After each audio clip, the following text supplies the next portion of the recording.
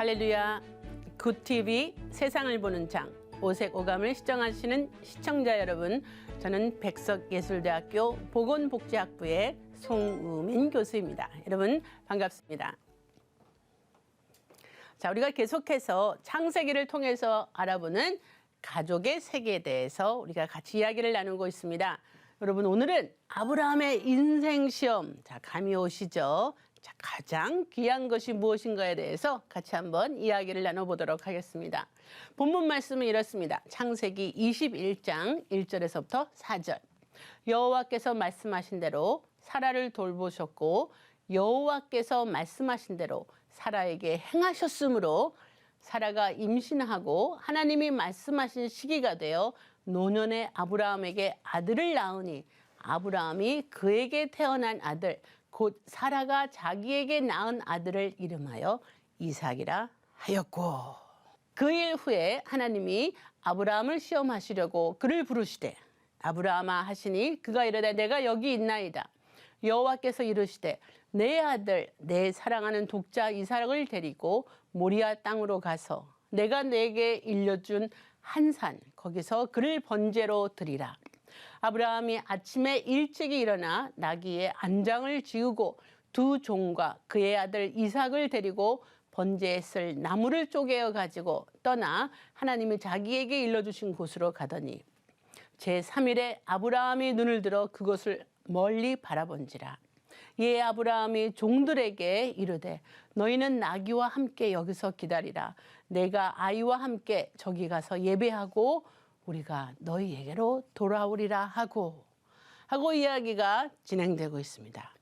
여러분, 우리가 정말 기대하고 고대하던 일들이 일어나고 있는데 그 뒤에 스토리가 좀 이상한 것이 따라오죠. 사건의 전말은 이렇습니다. 창세기 20장 1절 7절을 우리가 보면은 드디어 아브라함 100세, 아브라함 90세 등남을 하게 됩니다. 고대하던 아들과의 기쁨도 잠시, 아들이 어느 정도 컸을 때 하나님이 시험하시려고 그를 부르십니다. 내 아들, 내 사랑하는 독자 이삭을 번제로 드리라. 그리고 3일 길을 걸어 모리아 산에 도착을 하게 됩니다. 그리고 종들을 산 아래에 두고 아브라함은 이삭을 데리고 둘만 산으로 올라가게 되죠. 그런데 이 올라가는 이 상황에서 아들 이삭이 눈치 없게 이렇게 물어봅니다. 아버지, 불과 나무는 있거니와 번제할 어린 양은 어디에 있어요? 이때 아브라함이 이야기를 합니다. 하나님이 자기를 위하여 친히 준비하시리라. 그리고 때가 되어서 제단을 쌓고 그 위에 결박한 꽁꽁 묶은 이삭을 올려놓고 그 나무 위에, 번제할 나무 위에 칼을 내리려고 할 때 다급한 목소리가 들립니다. 아브라함아, 아브라함아, 내 손을 대지 마라. 걔를 건드리지 마라. 그러면서 나오시는 말씀.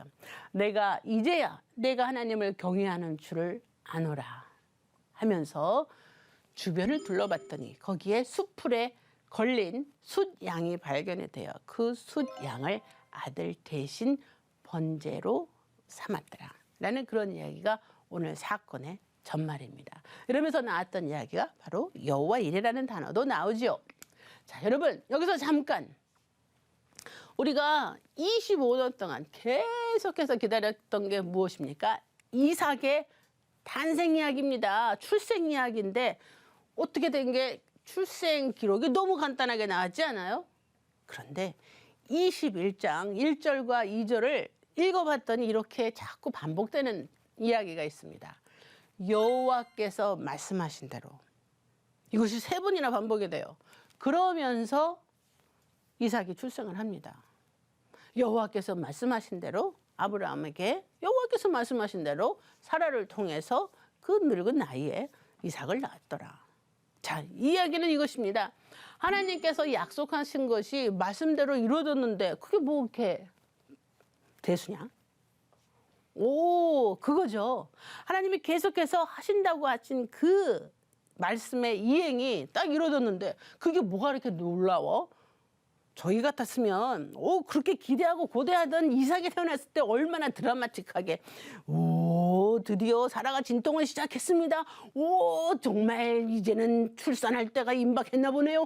이를 어쩝니까? 옆에 누가 산바가 있을까요? 막 이래가면서 얼마나 이걸 드라마틱하게 이야기를 했을까요? 근데 너무 간단하게 나와요. 때가 되니까 사라가 아들을 낳았더라. 근데 강조되는 게 뭐예요? 하나님께서 이 말씀하신 대로, 자, 여기에서 우리가 기억할 수 있는 게 이거죠. 하나님이 하시겠다 그러면 우리는 막 그 일이 될까 말까 막 별 생각을 다 하고 기대를 하고 있고 막 별 상상을 다 하겠지만 결국은 뭐예요? 이루어지는 건 어떠한 기적이든 어떠한 이적이든 하나님이 말씀하신 대로 그대로 된다는 거예요. 그러니까는 누구의 책임인가요? 이거는 우리가 받아들이는 자의 책임이죠. 하나님은 말씀하셨으니까 그렇게 일을 행하실 거예요. 그러면 우리에게 맡겨진 역할은 뭐죠? 우리는 그냥 말씀하신 대로 이루어지겠구나라고 믿을 수밖에 없다라는 거죠. 그죠? 자, 근데 문제가 괴로운 문제 아니겠어요, 이거?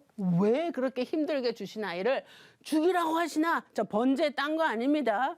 우리가 그 성경 말씀도 아까 읽어서 봤지만 결박해서 묶어서 쌓아놓은 나무 위에 올려놓고 목숨을 끊고 나무를 태워서 다 탈 때까지 기다리는 거, 그게 바로 번제입니다. 아니 그럼 아들을 죽이라는 얘기인데, 아니 하나님이 왜 그렇게 힘들게 기다리고 그 약속을 했던 그 아들을 죽이라 그러실까요? 이거 너무하신 거 아니에요, 하나님? 어떻게 그러실 수가 있어요? 이거 좀 말도 안 돼. 라고 우리가 많이 생각할 수 있지만 아예 22장 1절에 딱 못을 박아 놓습니다. 하나님께서 아브라함을 시험하시려고. 이건 테스트라는 거죠. 이건 하나님이 번제를 원한 게 아니었다는 거죠. 하나님은 처음부터 인간 번제에 관심 없으세요. 그리고 더군다나 이 인간 번제는 이방 종교에서 하던 거지 하나님은 절대 원하시는 그런 일들이 아니란 말이에요. 그런데 하나님이 하라고 하신 이유가 무엇이다? 바로 아브라함을 테스트하려고 라는 거죠. 자, 여러분 아주 간단하게 예를 들어 드릴게요. 여러분 자녀를 키우실 때 아이들이 조금 이제 커져가지고 이렇게 상호작용이 이렇게 가능한 그런 나이가 됐습니다. 아이가 너무 좋아하는 케이크를 막 아주 맛있게 먹고 있어요. 그런데 이 커다란 케이크를 잘라서 준 건 엄마가 준 겁니다. 그죠? 부모가 돈을 벌어서 산 거예요. 걔는 한 게 아무것도 없어요. 그런데 애가 하도 맛있게 먹길래 엄마가 옆에서 이럽니다. 맛있어. 너무 맛있어. 엄마 한 입, 자, 엄마가 이거 떠먹을 줄 몰라서 그래요? 그리고 엄마가 이거 살 돈이 없어서 그래요? 정말 얘 것을 뺏어 먹고 싶어서 그랬을까요? 아니죠. 얘가 정말 자기가 좋아하는 이 케이크를 먹을 때 엄마한테 얼만큼 줄 수 있는가 없는가 그걸 보려고 그러는 거죠. 그런데 했는데 애가 어떻게 해요? 한 숟갈을 떠서 아무런 거리낌 없이 엄마한테 줬어요. 웃으면서. 그럼 엄마는 어때요? 너무 기분이 좋고 예쁘죠.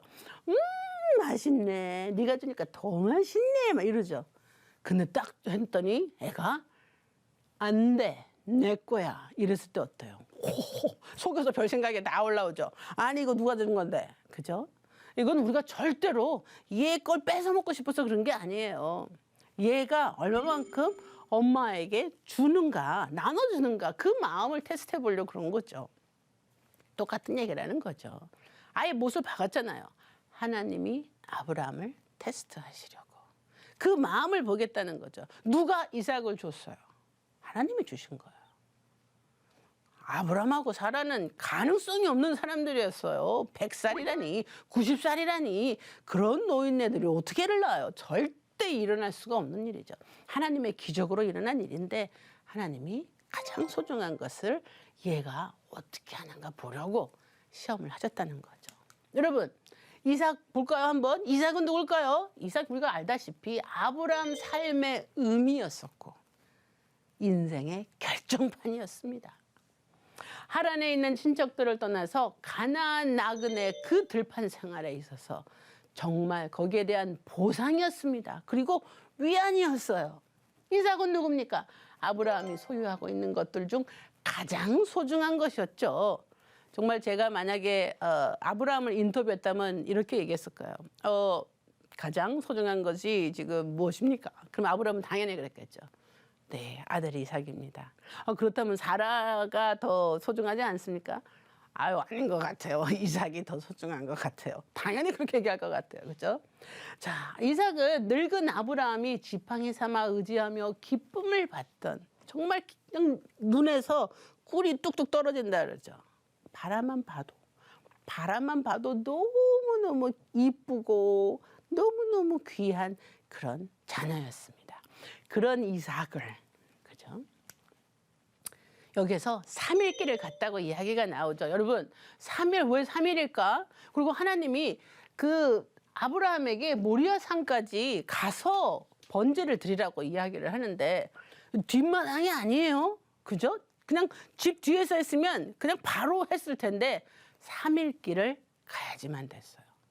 그것도 장작을 패서 당나귀에 싣고 종 2명과 함께 아들과 함께 3일길을 떠납니다.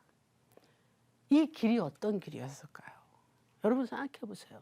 이 아들이 어떤 아들인데 이 걸어가는 아들의 뒷모습을 보면서 아브라함은 속으로 이런 생각이 들지 않았을까요? 이거 그냥 무효로 그렇게 하면 안 될까? 하나님 이건 아니지 않습니까? 라고 내가 한번 매달려 볼까? 어떻게 이러실까? 이번엔 불순종을 해볼까? 이번엔 그냥 못 들은 척 할까? 이 갈등이 없이 그냥 바로 네 하겠습니다. 걱정하지 마십시오. 하나님 말씀 순종하겠습니다. 저는 절대 아브라함이 그랬다고 생각하지 않아요. 갈까 말까? 얘를 번제로 드릴까 말까? 하나님의 말씀에 순종할까 말까? 이 정말 3일 동안 더 고통스러웠을 것 같아요. 자, 여기서 여러분 우리 기억해야 될 게 하나님이 우리를 시험하시고 또 어떤 때는 헌신을 요구하실 때 당장 지금 이 순간 바로 하기를 원하시는 때도 있습니다. 그렇지만 많은 경우 우리에게 작정하게 하시고 우리를 결심하게 하십니다. 그리고 그 결심을 행동에 옮기도록 하시기를 원하십니다. 그래서 어떻게 돼요? 이 3일간이라는 이 날은 정말 아브라함의 그 헌신을 정말 제대로 보여준 그러한 여정이었던 거죠. 그죠? 그래서 아들 그 이삭을 육체적으로 드리기 전에 먼저 마음으로, 먼저 정신적으로 정말 온전히 드리면서 가는 길이 아니었을까라는 생각에서 이 3일에는 굉장한 의미가 있는 것 같아요. 순종의 시험이 끝났습니다. 어떻게 했다 그랬어요? 그 위에 올라가서 산 중턱에 있을 때 아예 종들을 못 올라가게 하죠. 왜 그래요? 올라가면 이 사람들이 무슨 짓입니까? 주인님 절대 안 됩니다 하고 막을 수 있을 것 같아서 밑에서 기다리라 하고 아들에게 장작을 쥐어서 올라가죠. 근데 이 아들이 벌써 컸기 때문에 어떻게 돼요? 장작까지 질 수 있는 그런 나이가 됐었고 올라가면서 아버지 장작도 있고 불도 있는데 번제할 양이 어딨죠? 라고 했을 때 뭐예요? 얘는 벌써 그런 상황까지 할 수 있는 나이가 됐다는 얘기예요. 그렇게 많이 컸던 애를 딱 정말 하나님이 설마 지금 그래도 어쨌든 하면서 그 번제의 순간 칼로 내리치려고 할 때 하나님이 어떻게 했어요? 멈춰라 그랬던 거죠. 그야말로 뭐 멈추시오라는 것처럼 아브라함하고 2번을 부르십니다. 다급하게 부르실 때 보통 2번 부르시죠. 그렇게 부르시면서 뭐라 그래요? 건드리지 마라. 그 아이를 손끝 하나 건드리지 마라 하면서 이야기를 하십니다. 인정을 하시죠. 내가 이제야 내가 하나님을 경외하는 줄을 아느라. 네 마음을 봤다 이거죠. 그래서 하나님께서 인정을 하십니다. 그리고 언약을 확인하십니다. 하늘의 별과 같고 바닷가의 모래와 같이 너를 축복하겠다. 그리고 너로 하여금 축복의 통로로 만들어주겠다. 천하 만민이 복을 받으리라. 너를 통해서. 그죠? 그러면서 아브라함은 믿음의 아버지가 되는 것입니다. 그래서 어떻게 됐나요? 마지막에는 그 수풀에 걸렸던 숫양을 가지고 번제를 드리고 아브라함과 이삭은 내려오게 되죠. 이러한 순종의 시험이 끝난 것을 우리는 통해서 알 수 있고, 여기에서 우리가 이제 질문할 수 있는 게 이겁니다. 하나님은 왜 시험을 하실까? 그죠? 자, 우리가 기억해야 될 것은 이 두 가지의 시험이 있는 것 같습니다. 사탄이 우리에게 주는 시험은 많은 경우 유혹을 통해서 오죠. 그러면서 그 결과물적으로는 우리를 쓰러뜨리기 위해서, 우리를 일어나지 못하게 하기 위해서 시험합니다. 그러나 하나님은 우리를 더 굳건하게 쓰러진 것 같아도 다시 세우기 위해서 우리를 시험을 하신다는 거죠. 자, 여기 시험하시려고 하는 그 단어가 나오죠. 이 동사는 어떤 뜻을 갖고 있냐면 일정한 기준을 세워놓고 그 기준에 따라 테스트하는 것을 의미한다고 합니다. 그리고 이 시험하다는 것은 훈련하다라는 의미도 있다라는 거죠. 우리가 시험을 받고 하다못해 중간고사, 기말고사를 봐도 뭐예요? 우리한테 더 훈련을 시키는 거죠. 그죠? 그러면서 더 준비를 잘하고 그 다음 단계로 나아가기 위해서 하는 거죠. 우리에게 유혹이 와서 우리가 쓰러지면 제일 좋아하는 건 누구죠? 사탄이 제일 좋아하죠. 왜 그래요? 우리가 일어나지 못할 것 같으니까. 그렇지만 하나님은 우리를 시험하실 때 무엇을 확인해 주시는 거죠? 우리의 마음을 확인하면서 하나님과 더욱더 가까워지는 것을 계획하고 계시기 때문에 우리에게 시험을 하시는 겁니다. 사랑하지 않는 자들에게는 시험을 주시지 않죠. 왜요? 자라나는 것을 원하지 않으시니까. 그렇지만 사랑하는 자들이기 때문에 하나님은 무엇을 주신다? 시험을 주신다고 하시죠. 왜요? 우리가 성장하기를 바라기 때문에. 아이가 넘어지는 게 무서워서 나 안 넘어질래요. 난 계속 앉아 있을래요. 그렇다면 얘는 절대 못 걷죠. 그러나 일어나도 넘어지고 일어나도 자빠져도 계속 걷는다면 어떻게 돼요? 얘는 서서 걷는 것을 배우게 됩니다. 하나님이 우리를 시험하시는 것도 그와 같은 것 같아요. 우리를 더욱더 굳건하게 세워주시고 그 다음 단계로 나가게 하시려고 시험하시는 것 같죠. 하나님이 원하시는 믿음의 증거는 여러 가지가 있는데 그중에서도 가장 크게 원하시는 그 믿음의 증거는 바로 이 부분입니다. 이 시험하시는 부분. 이것은 뭐냐면 우리가 갖고 있는 가장 소중한 것이 무엇인가를 확인하게끔 하시는 것입니다. 그리고 하나님의 자리에 무엇이 대신해서 들어가 있는가를 확인하시는 거죠. 그래서 다시 이야기하면 이 소유권, 누가 이것을 갖고 있느냐. 우리가 갖고 있는 생각, 우리가 갖고 있는 그 애정, 우리가 갖고 있는 그 모든 것이 바로 누구의 것이냐라는 거죠. 이것이 내 것이라면 어떻게 돼요? 하나님은 소유권이 없으신 거죠. 그렇지만 이것이 바로 하나님 것입니다라고 할 때 누구 것이냐면 바로 이것은 하나님의 것이 되는 것입니다. 아브라함이 그 아들 이삭이 점점 자라고 이게 태어나서 눈앞에 보이니까 어떻게 돼요? 내 눈에 너만 보여. 내 마음에 너만 있어. 내 생각은 너로 가득 찼어. 유행가 가사 같으죠? 그죠? 바로 아브라함이 이삭을 보면서 했던 생각이었을 것 같아요. 그냥 모든 것이 이삭으로 가득 찼을 때 하나님은 그걸 시험해 보고 싶으신 거죠. 너에게 가장 소중한 것이 무엇이냐? 네 마음속에 있었던 나의 자리를 누가 차지하고 있는 것이냐? 그렇다면 너의 마음과 너의 인생과 너의 모든 것은 누구의 것이냐? 그걸 물어보시는 거죠. 어느 부부의 시험 이야기를 들려드리겠습니다. 이게 누구냐면 바로 저의 시험 이야기입니다.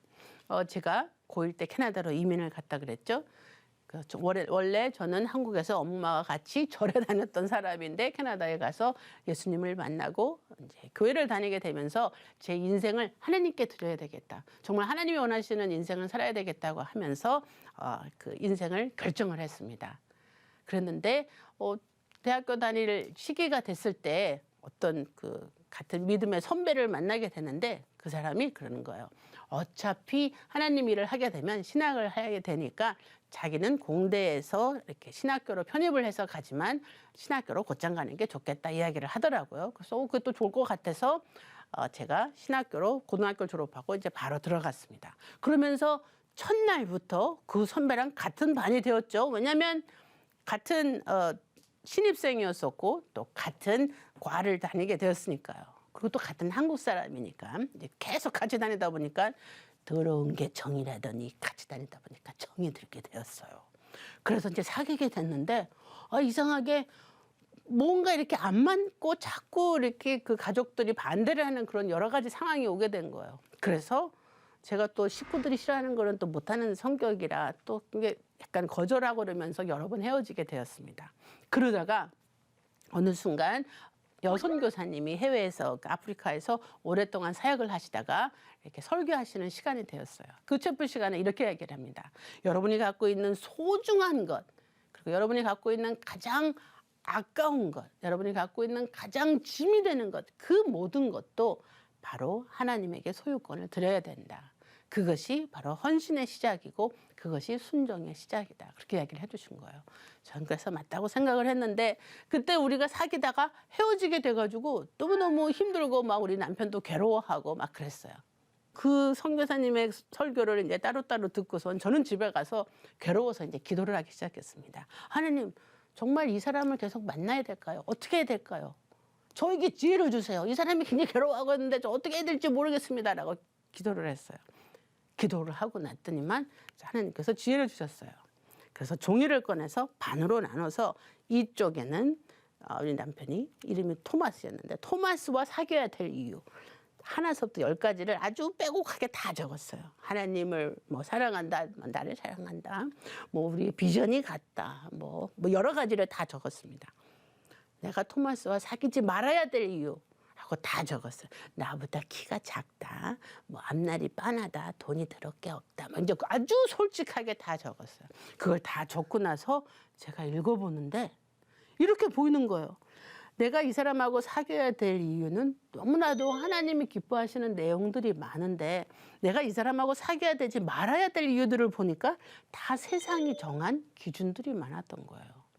그러면서 제가 객관적으로 보기 시작했죠. 내가 하나님께 모든 거를 바치기로 헌신하고 이렇게 신학교까지 왔는데 내가 왜 세상의 기준을 따라야 돼? 나는 당연히 하나님이 기쁘시는 걸 따라야 되겠어. 그래, 이거구만. 내가 고민할 필요가 없구만. 그래, 난 결정했어. 난 이 사람하고 한 번 더 사귀어봐야 되겠어. 라고 결정을 했었죠. 그리고 그 다음날 이 사람한테 연락을 해서 다시 만나자 그러면서 내가 한번 다시 기회를 주겠다. 한번 다시 사귀어보자. 어떻게 될는지. 나에게 좀 무슨 일이 있었기 때문에 그렇다라고 했어요. 그래서 다시 이제 사귀게 됐는데 나중에 통해서 알게 된 이야기. 저희 남편이 저와 헤어지면서 딱 그 시간에 제가 하나님께 기도하고 그 리스트를 적었던 그 시간에 저희 남편은 하나님께 이렇게 얘기를 했다고 합니다. 기도를 하면서 하나님, 제가 모든 걸 다 포기하고 신학교를 오면서 정말 하나님께 모든 소유권을 다 드렸다고 생각을 했는데 정말 정작 생각해 보니까 미니, 제가 영어 이름이 미니인데 미니만큼은 하나님께 드리지 않은 것 같습니다. 미니마저 하나님이 가져가시겠다면 어쩔 수 없지만 좋습니다. 하나님, 미니마저 가져가십시오. 하나님이 기쁘셔서 다시 주시면 제가 감사하게 받겠지만 아니다라고 하셔도 저는 어떻게 할 방법이 없습니다. 하나님, 가져가십시오. 라고 딱 기도를 했다는 거예요. 그 시간대가 딱 같은 시간이었어요. 그 얘기를 딱 듣는 순간 소름. 하나님이 중간에서 저희 남편의 기도를 기다리신 거였어요. 네가 모든 것을 다 나를 위해서 포기했다고? 그렇다면 네가 지금 가장 귀하다고 좋다고 생각하는 미니는 누가 소유를 하고 있는데? 라고 물어보신 거였어요. 그마저도 하나님께 드렸을 때 하나님은 저에게 지혜를 주신 거죠. 그리고 은혜를 베풀어 주신 거죠. 얘가 괜찮은 것 같아. 너 얘랑 계속 사귀어도 좋을 것 같아. 그렇게 해서 저희 둘이 다시 만나고 제가 만 22세에 저희 남편은 만 24세에 둘이 결혼을 한 거 아닙니까? 이런 대박 사건. 그래서 저희가 지금까지 37년 넘어가면서 같이 살고 있는데 너무나도 둘이 베풀어 살고 있어요. 왜 그런지 아세요? 저희는 그때 확신을 했기 때문에 그렇죠. 하나님이 가장 소중한 것을 드렸을 때 가장 귀중한 것으로 다시 돌려주신다는 것을 그 사건을 통해서 알았기 때문에 그렇습니다. 어떻게 보면 하나님이 저희의 중매쟁이시죠. 그죠?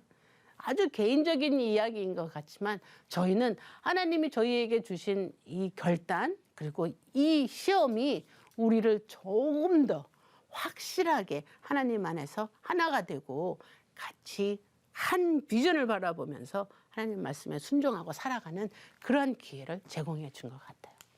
여러분, 믿음의 증명은 다른 것이 아닙니다. 아브라함의 행위와 실천에서 나타난 거죠. 그죠? 그래서 이날 이후 어떻게 됐어요? 이삭을 진정으로 소유할 수 있었던 겁니다. 저희 남편도 저를 온전히 들였을 때 그 이후로 저를 온전히 아내로서 정말 평생 반려자로 소유를 할 수 있었던 거죠. 여호와 일이라는 것은 무엇일까요? 하나님이 그렇게 준비해 주셨던 것. 아브라함의 믿음의 초점이 아니에요. 그죠? 여기에서 나누는 그 초점은 하나님이 예비하심과 보살피심에 초점이 맞춰지는 겁니다. 하나님이 준비하셨다. 이건 우리가 믿음이 좋아서가 아니라 하나님이 예비하셨고 하나님이 보살피셨기 때문에 이것이 가능해지는 겁니다. 우리에게 나타나는 그 모든 그 여호와의 일에는 바로 하나님의 보살피심이고 하나님의 자비하심입니다. 여러분, 결론은요 뭘까요? 믿음은 딴 게 아닌 것 같아요. 우리의 소유권을 우리가 주장하는 것이 아니라 하나님께 넘기는 것입니다. 그래서 우리가 믿음의 테스트를 받을 때 우리가 확신할 수 있는 건 뭐죠? 우리가 더욱더 하나님께 가까이 나갈 수 있는 기회가 되고 훈련의 장이 된다는 것이고요. 하나님이 예비하심은 여호와 이레는 그의 신실하심과 자비하심을 증명하는 것이다. 이것이 바로 오늘 이야기를 통해서 여러분과 제가 함께 기억해야 될 일이 아닌가 생각합니다. 여러분, 이것이 바로 무엇일까요? 창조주 하나님의 뜻이라는 것이죠. 하나님의 말씀으로 세상을 이해하고 바라보는 마음의 창이 여러분 안에 열리기를 소망하며 이 시간 마치도록 하겠습니다. 감사합니다.